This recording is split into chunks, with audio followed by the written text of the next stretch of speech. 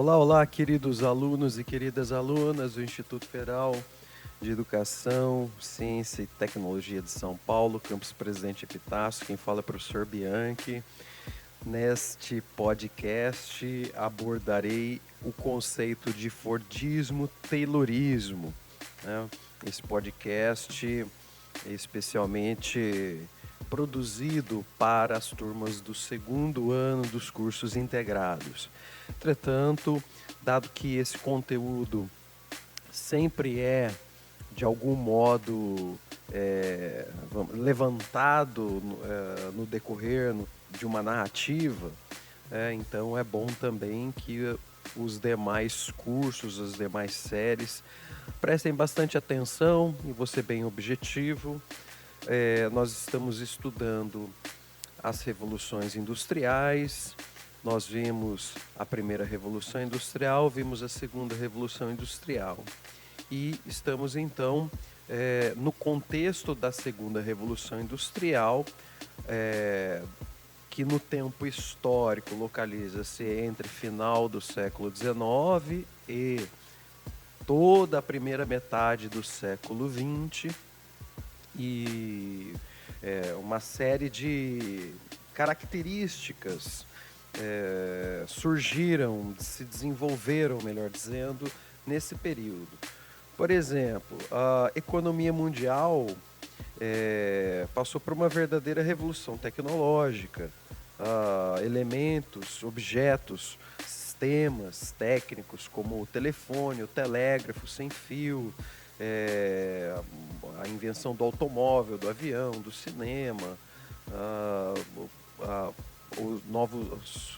novas fontes de energia sendo manipulada e utilizada na produção, como a eletricidade e o petróleo.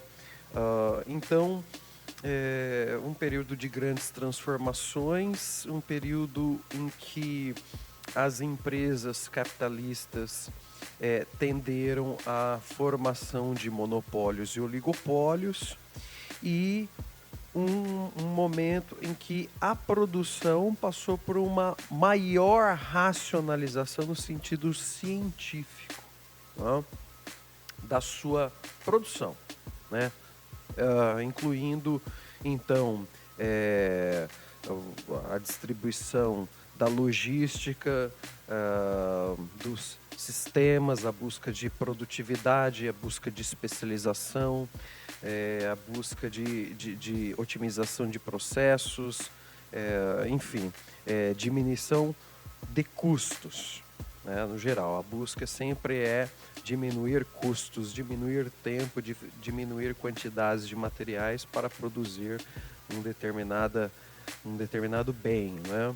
E aí, então, que o Fordismo é um conceito derivado do nome de Henry Ford, um industrial norte-americano, nascido em 1863, faleceu em 1947, que foi um pioneiro da indústria automobilística. Ele, no final do século XIX, criou seu primeiro carro e funda a Ford Motor Company em 1903, Michigan, né? E junto com sócios. E Ford foi responsável, né, com a fabricação do seu modelo T em 1907, e depois com o aperfeiçoamento da sua produção, por uma política interessante no sentido de fazer com que o seu produto possa ser consumido por um operário da sua indústria, né? No caso, um automóvel, portanto, deveria ser um bem, um objeto passível de ser adquirido por um trabalhador operário, pois até então era um objeto da elite, certo? E como que o Ford alcançou isso? Ele alcançou isso porque ele inovou no sistema de produção. A empresa devia adotar uma verticalização, muitas vezes controlando todas as etapas do processo produtivo, desde a produção da matéria-prima, da circulação, dos insumos, né, até o produto final. Para diminuir os custos, a produção deveria ser em massa, ou seja, em larga escala, tá? Utilizando toda a tecnologia possível nesse processo. O conceito de Fordismo aparece geralmente associado ao conceito de Taylorismo.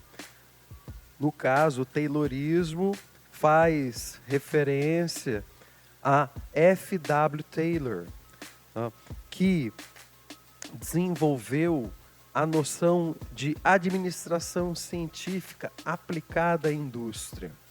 Então, os períodos ali da década de 1870, com a depressão daquele momento, impactando toda a produção e o consumo, levou aos industriais, né, que buscassem aprimorar seus métodos produtivos, e ao mesmo tempo em que a ciência se desenvolvia, elementos científicos foram utilizados no processo produtivo, e Taylor foi um inovador nesse sentido.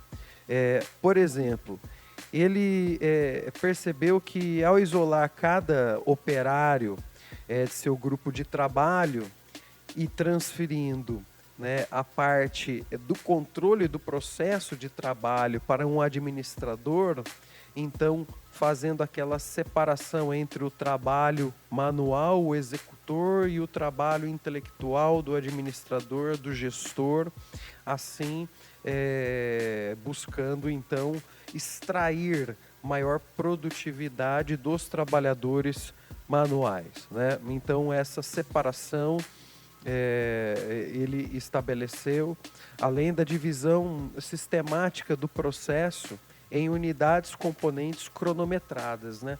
Exatamente é saber o tempo que leva para uma peça sair de um lugar, chegar até outro, e qual é a maneira disso acontecer mais rápido, mais segura ou, sobretudo, mais barata, né? Enfim, tudo sempre procurando a maximização do lucro. Então, Fordismo, Taylorismo, nada mais são que conjuntos de métodos de racionalização da produção. A produção, sobretudo das primeiras décadas do século XX até a década de 1970, independentemente do bloco, né, geopolítico ao qual tal indústria operava, se no bloco capitalista ou se no bloco socialista, né? A produção industrial acabou seguindo esse modelo fordista, taylorista de produção, significando então produção especializada, produção em massa, linha de montagem, produção em série, administração científica da produção, né? E isso gerou toda aquela realidade das grandes indústrias, né? Daquelas indústrias que vieram a ter milhares de trabalhadores, né? Indústrias que assumiam todo o processo produtivo de várias etapas. Então as indústrias eram gigantescas, e nesse processo que, condicionado às questões políticas da Guerra dos Impérios, que levaram às Primeira e Segunda Guerra Mundial e as próprias revoluções socialistas, esse modelo vai se imbricar com o controle econômico dos estados, né?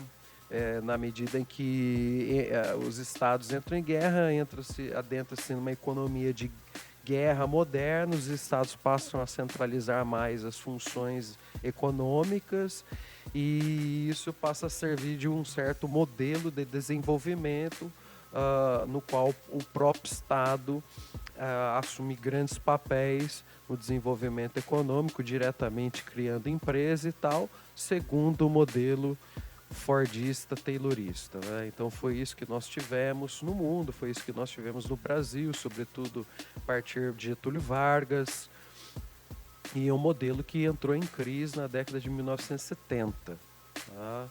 E cedeu lugar a um modelo que o superou, né, que foi o modelo de acumulação flexível, que falaremos noutro podcast. Ok, pessoal? Então, espero ter contribuído aí para a compreensão desses conceitos do Fordismo e do Taylorismo, e um forte abraço.